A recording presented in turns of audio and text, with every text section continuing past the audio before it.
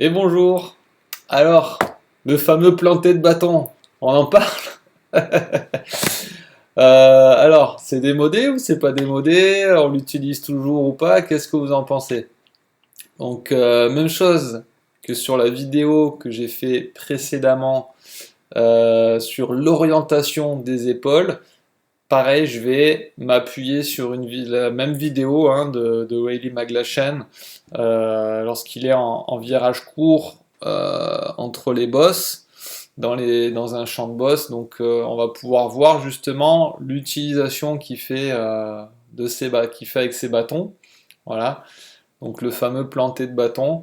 Vous allez voir que c'est toujours d'actualité, sauf qu'il y a des différences par rapport à par rapport à la technique, on va dire, du planter de bâton d'il y a 30 à 40 ans, où en fait on venait planter le bâton et tourner autour du bâton. Donc en fait on venait carrément en fin de virage, on venait avancer la main, ce qui faisait qu'on tournait les épaules carrément vers le côté de la piste, on plantait le bâton devant la spatule et on se relevait et tac, on venait tourner autour du bâton. Donc ça c'est l'ancienne technique. Donc aujourd'hui on n'est plus là-dedans. Par contre, c'est pas pour autant qu'on n'utilise plus les bâtons.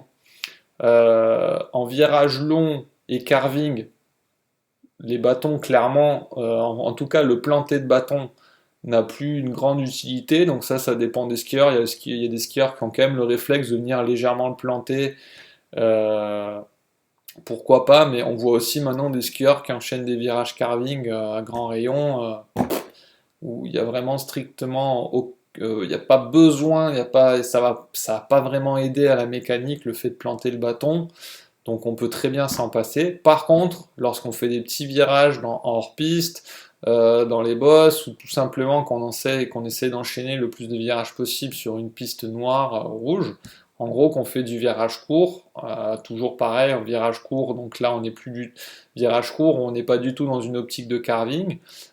Là, oui, clairement, le bâton, le planter de bâton va nous aider. On va d'abord regarder la descente de Rayleigh et ensuite on va l'analyser par rapport à ce fameux planter de bâton. Allez, c'est parti.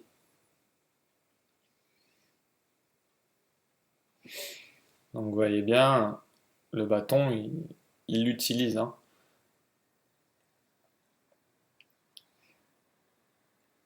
Hop, hop, hop, hop, hop, hop, hop. Tac. Ok, donc en fait, en virage court, on va utiliser le bâton, en fait, ça va avoir plusieurs utilités. Ça va nous donner un tempo, un rythme. Ça va nous aider sur le rythme. Et en fait, ça va marquer la fin du virage, donc le début du suivant. Quand on est en virage court, il n'y a aucune phase de glisse entre deux virages où on se laisse tranquillement déporter vers la gauche ou vers la droite. Quand on est sur du virage court, quand on finit un virage, ben en fait, de suite, on déclenche le suivant. On ne se laisse pas déporter parce que souvent, on est dans la pente où il y a des bosses, où on est hors piste, bref. On est dans une intention d'enchaîner le plus de virages possible. Ce qui est l'inverse du virage long, où là, le rayon du virage est assez long, et du coup, en fait, il y a toujours une phase où quand on remet les skis à plat, on se laisse au passage glisser, on se laisse déporter vers le côté de la piste. Voilà. Donc, là, ici, Rayleigh fait des virages courts. Hop, vous voyez, il vient finir ce fameux virage où il vient s'appuyer sur la bosse que je vous montrais dans la vidéo précédente. Et en finissant son virage, vous voyez ce qu'il fait avec son bâton droit, hein. Hop, donc c'est le bâton. Alors déjà, quel bâton on plante? Donc en fait, c'est le bâton qui est à l'extérieur du virage. C'est-à-dire que là, il est en train de faire un virage vers la gauche. Vous voyez bien ces skis qui vont vers sa gauche. Et donc, son pied extérieur, c'est le pied droit. Et donc, son bâton extérieur, hein, c'est le bâton droit. Donc, vous voyez en fait que il est en train là de préparer son planter de bâton. Tac. Il vient un peu armer son coude, un peu là, il le fléchit. Il vient un peu fléchir le poignet aussi.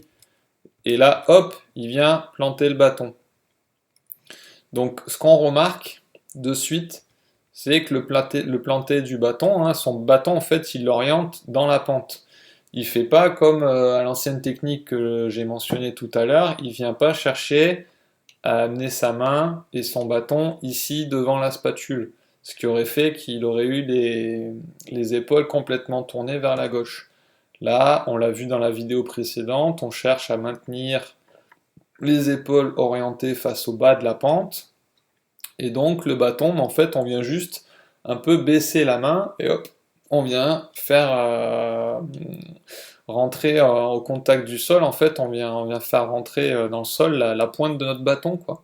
Donc il n'y a aucun mouvement, on vient jamais tourner les épaules comme ça pour venir mettre la pointe du bâton devant la spatule du ski, pas du tout. Le bâton, on cherche à l'orienter, à le garder dans la pente, vu que c'est pour respecter l'orientation, le travail qu'on a fait avec le haut du corps, que, encore une fois, j'ai décrit dans la vidéo précédente. Donc en fait, cette vidéo, c'est juste un complément à la vidéo précédente. Le planté de bâton, en fait, c'est vraiment juste un... C'est vraiment dans la continuité de ce qu'on fait avec le haut du corps. Donc vous voyez, on termine le virage, tac, il plante son virage est fini, de suite le virage suivant se déclenche en fait. Donc fin de virage, début de virage, ça devient en fait un même temps, c'est le même temps en fait, quand on est en virage court, c'est le même moment.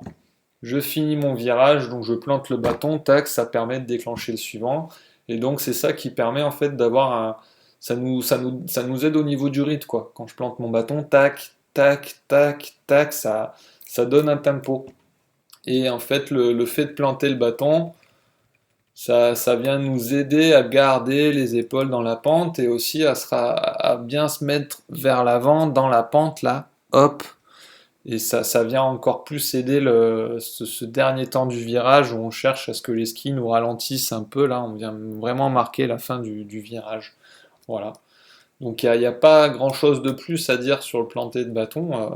Vraiment, c'est là maintenant, ça va être avec le bras gauche. Donc là, à ce moment-là, il n'en a pas utilité. Et à partir de là, hop, il commence à le préparer. Tac, là on voit. Tac, et hop. Voilà. Là, ici, hop, il vient planter le bâton dans la pente. Tac. Et ça enchaîne. On passe au virage suivant. Hop, tac. Maintenant. Hop. Et là, tac. Donc à chaque fois qu'il vient finir un virage, tac, il vient planter son bâton. Hop. Voilà. Tac. Hop, on voit très bien encore une fois. Il vient de nouveau s'appuyer au sommet de la bosse pour finir son virage. Tac. Et il plante le bâton au passage. Hop. Voilà, donc voilà ce qu'il y a à dire sur le planté de bâton. On peut regarder un peu à vitesse. Ah ben là, on l'a en slow motion en plus. Tac. Hop. Maintenant, encore. Tac. Tic. Tac. Voilà. Donc là, bon, c'est pour le pur régal des yeux. Tac, j'adore ce skieur, vraiment. Et c'est magnifique ce qu'il fait.